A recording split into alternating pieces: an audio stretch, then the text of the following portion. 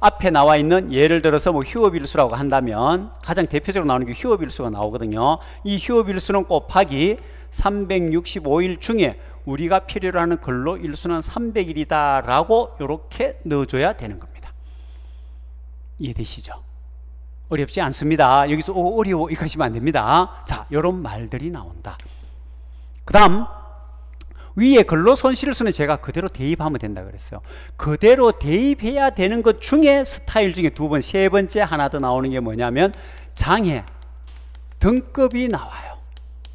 장애 등급 1등급, 2등급, 3등급 이건 교재에 나오고 시험 문제에서 보통 주어집니다. 단 사망과 1급에서 3급까지는 알아두셔야 됩니다. 이게 7,500일입니다. 가장 많이 나오거든요. 이게 1급 몇 명, 3급 몇 명 똑같이 7,500일입니다.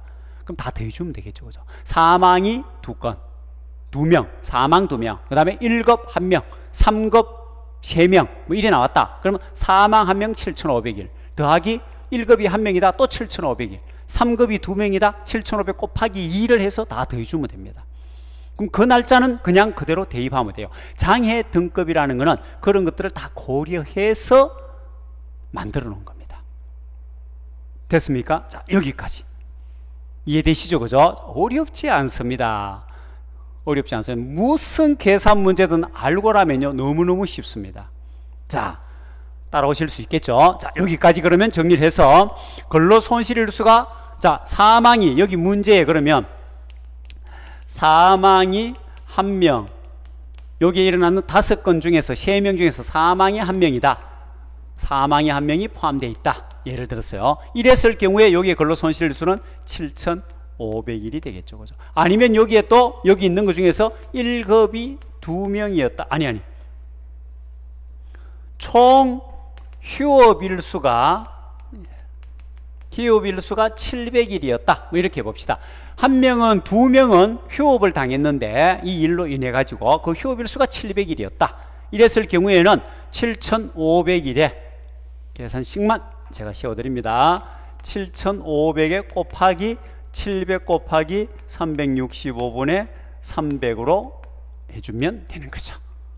어렵지 않습니다. 여기까지가 재해율에서 출제될 수 있는 문제의 가장 기본형이다. 이렇게 보시면 돼요.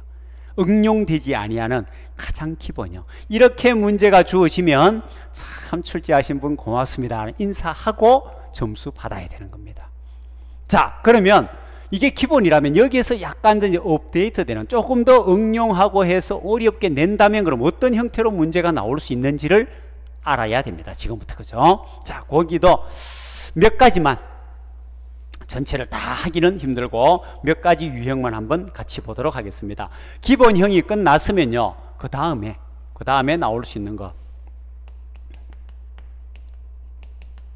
결건율이 5%라는 조건이 하나부터 나옵니다. 결건율이 5%다. 이 결건율은 전혀 연천인율과는 상관이 없습니다.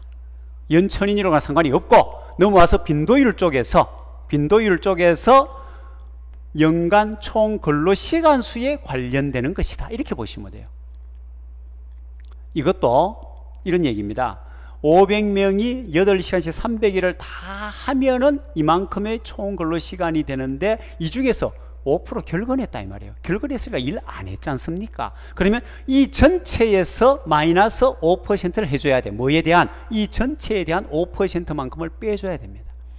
계산하기가 복잡해지지 않습니까? 그래서 이런 문제가 나오면요 결건율이 5%라는 얘기는 출근율이 95%라는 말하고 똑같은 얘기라는 거 아실 수 있겠죠. 그죠?